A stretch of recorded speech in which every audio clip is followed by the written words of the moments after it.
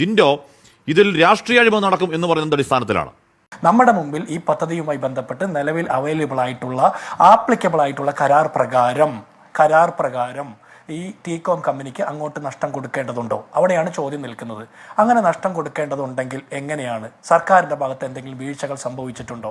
സർക്കാരിൻ്റെ ഭാഗത്ത് വീഴ്ചകൾ നടന്നിട്ടുണ്ടെങ്കിൽ ഏത് സർക്കാരിൻ്റെ കാലത്താണ് നടന്നിട്ടുള്ളത് എന്ന് പറയണം. എപ്പോഴാണ് നടന്നിട്ടുള്ളത്? അങ്ങനെ എന്തെങ്കിലും കാര്യങ്ങൾ റിപ്പോർട്ട് ചെയ്യപ്പെട്ടിട്ടുണ്ടോ? ഇതൊന്നും പറയാതെ പ്രത്യേക സാഹചര്യത്തിൽ ഒരു അത്രയൊന്നും വ്യക്തമല്ലാത്ത ഒരു പ്രസ് റിലീസിൻ്റെ ഭാഗമായിട്ട് ഒളിച്ചു കടത്തുന്ന ഈ ഒരു പരിപാടി തട്ടിപ്പിനും അഴിമതിക്കും വേണ്ടി തന്നെയാണ്. എനിക്ക് 2-3 ചോദ്യങ്ങളേ ഉള്ളൂ.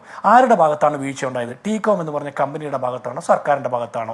അങ്ങനെയാണെങ്കിൽ സർക്കാർ ഇതിനു മുമ്പ് തന്നെ കമ്പനിയുടെ ഭാഗത്തുനിന്ന് വന്നിട്ടുള്ള വീഴ്ചകൾ ചൂണ്ടിക്കാണിച്ചിട്ട് അവർക്ക് നോട്ടീസുകൾ കൊടുത്തിട്ടുണ്ടോ? മറിച്ച് സർക്കാരിൻ്റെ ഭാഗത്താണ് വീഴ്ചകൾ ഉണ്ടായിട്ടുള്ളതെങ്കിൽ കമ്പനിയുടെ ഭാഗത്തുനിന്ന് സർക്കാരിനോട് ഇത്തരം കാര്യങ്ങൾ ചൂണ്ടിക്കാണിച്ചിട്ടുണ്ടോ? നിങ്ങൾ പാലിക്കാമെന്ന് പറഞ്ഞിട്ടുള്ള വ്യവസ്ഥകൾ പാലിച്ചിട്ടില്ല എന്ന് പറഞ്ഞു. അങ്ങനെ ഒന്നും ഇവിടെ നടന്നിട്ടില്ല.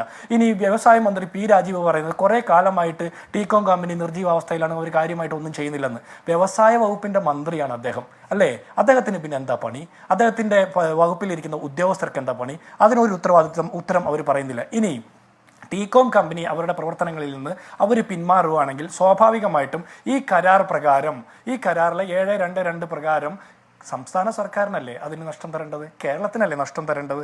അത് നമ്മളിതൊക്കെ പറയുമ്പോഴും സർക്കാരിനോട് ആ ചോദ്യം കണിശമായി ചോദിക്കുമ്പോഴും ഈ ടീകോം എന്ന് പറയുന്ന കമ്പനി കേവലം ഒരു സ്വകാര്യ കമ്പനി അല്ലല്ലോ. അതിൽ ദുബായ് സർക്കാരുമായുള്ള ബന്ധം ജിൻഡോയ്ക്കും അറിയാവുന്നതാണല്ലോ. ഇതിൽ ദുബായ് സർക്കാരിന്റെ തന്നെ തീരുമാനപ്രകാരം ദുബായ്ക്കും UAE-ക്കും പുറത്ത് അധികം ജോലികൾ ചെയ്യേണ്ടതില്ല എന്നൊരു തീരുമാനത്തിലേക്കൊക്കെ അക്കാലത്ത് അവർ എത്തുകയും ഈ ദുബായ് സർക്കാരുമായി നമ്മുടെ സർക്കാരിന് നല്ല ബന്ധത്തിൽ നിൽക്കുന്ന സമയമാണ്, അല്ലേ? അപ്പോൾ ടീകോം എന്ന് പറയുന്നത് അതിൻ്റെ മുഖം ദുബായ് ആണ്. ആ ഒരു പരിമിതി സർക്കാരിനുണ്ടാവില്ലേ ജിൻഡോ?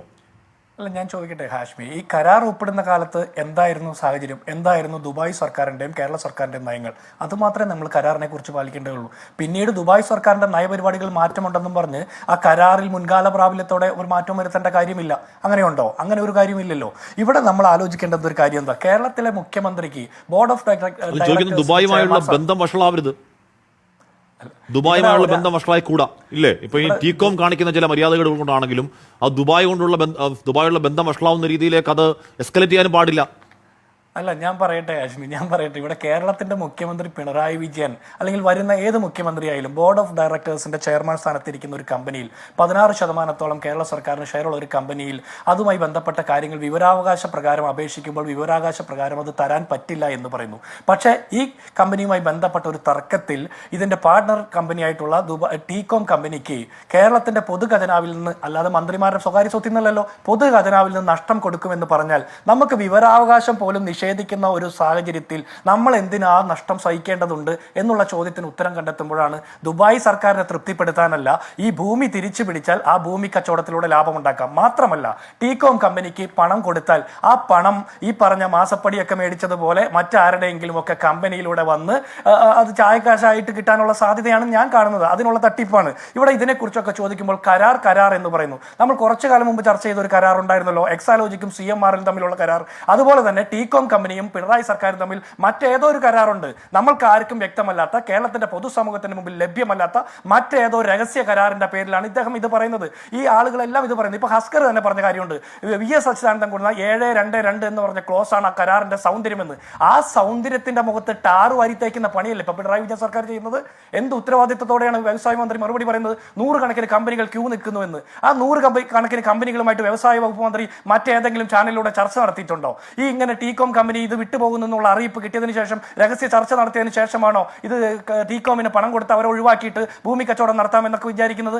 എന്താണ് എന്ന് കേരളത്തിന്റെ പൊതുസമൂഹത്തോട് വ്യക്തമാക്കണം. കാരണം നമ്മുടെ നികുതി പണം എടുത്താണ് ഇത് കൊടുക്കുന്നെങ്കിൽ അത് കരാർ ലംഘനമാണ്, നിയമലംഘനമാണ്, ജനദ്രോഹപരമാണ്. ഒരു രീതിയിലും മനസ്സിലാകാത്ത ഒരു ലോജിക്കാണ് ഈ ഹസ്കറിനെ പോലുള്ള നിയമ വിദഗ്ധർ കേരള സർക്കാരിന് വേണ്ടി വാദിക്കുന്നത്.